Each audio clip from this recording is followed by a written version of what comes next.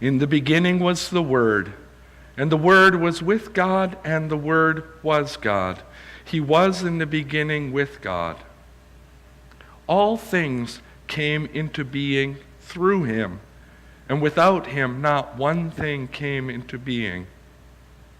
What has come into being in him was life, and the life was the light of all people. The light shines into darkness, and the darkness did not overcome it. There was a man sent from God whose name was John. He came as a witness to testify to the light, so that all might believe through him. He himself was not the light, but he came to testify to the light. The true light, which enlightens everyone, was coming into the world. He was in the world, and the world came into being through him, yet the world did not know him. He came to what was his own, and his own people did not accept him.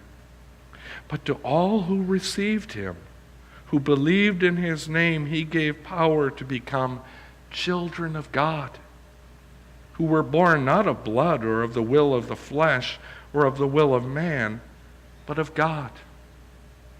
And the Word became flesh and lived among us. And we have seen his glory, the glory as of a Father's only Son, full of grace and truth. The gospel of Christ. May the words of my mouth and the meditations of each of our hearts be acceptable in your sight, O Lord, our strength and our salvation. Amen. Please be seated.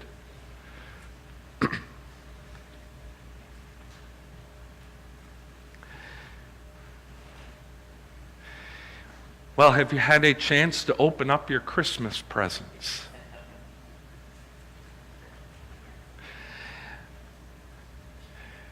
My adult children mercifully said, we won't get up early this morning. And it was so late by the time we got home last night, I haven't had a chance to open up any Christmas presents yet.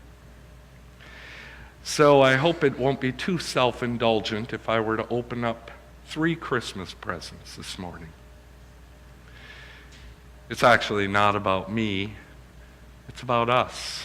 Because I want to open up 3 gifts. 3 gifts that each of us are given.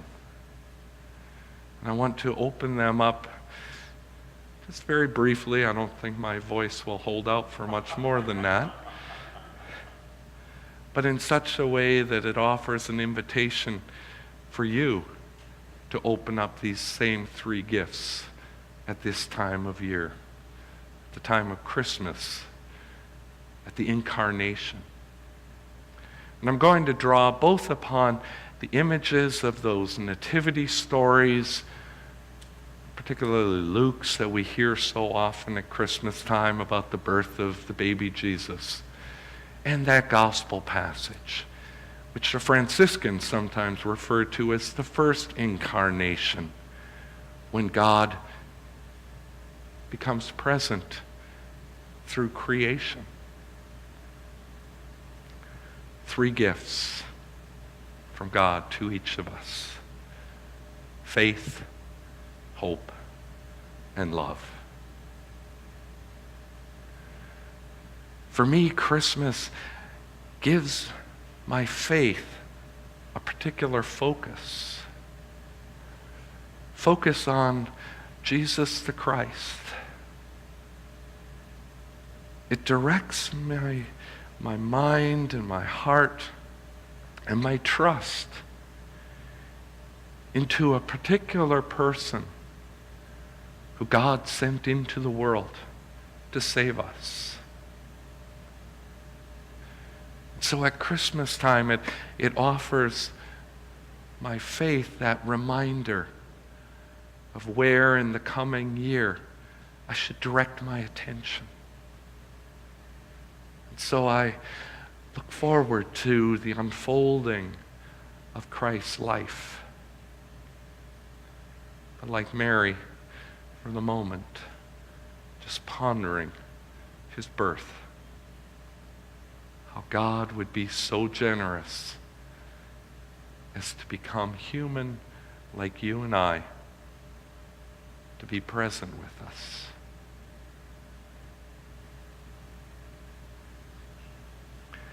Second gift, the gift of hope.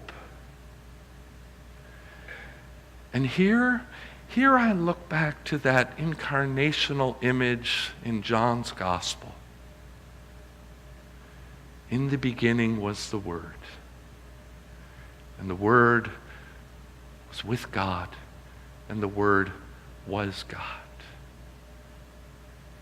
And everything, the hard pews, the glass that shimmered so beautifully with candlelight last night, our flesh and bones, all created by God, spun out of that unity of the Trinity, that community, bursting out in creation as a gift of love. In a world that sometimes seems so dark and so chaotic, I find hope in this image of the incarnation, because I know that it all got off to a grand start. That we are just in a moment of the unfolding of God's eternal plan. That gives me hope. That in the days ahead, in the year that is about to unfold before us,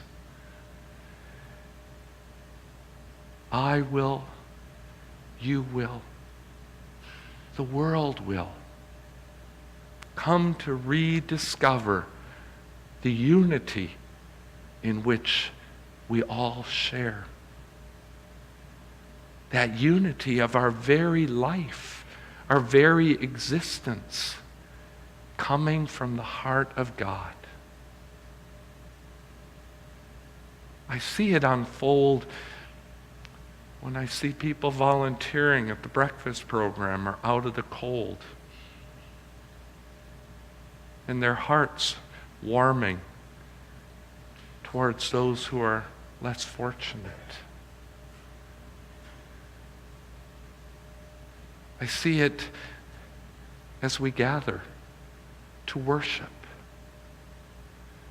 that we come together in that gift of unity to focus on where we come from, so that we are prepared to go out into the world and be Christ's presence. That is something that gives me that great gift of hope. Finally, the greatest of these gifts, love. Love. Imagine a God who could create everything, making himself so vulnerable as to become a babe, to be born, to depend upon the love of his mother, his earthly father, to care for him, to depend upon the love of a ragtag bunch of disciples who cared about him, followed him, messed up, came back again. This sounds like a God who knows a lot about what it is to be human. to both need to receive love and need to give love. The incarnation. What a gift of faith, hope, and love. Thanks be to God.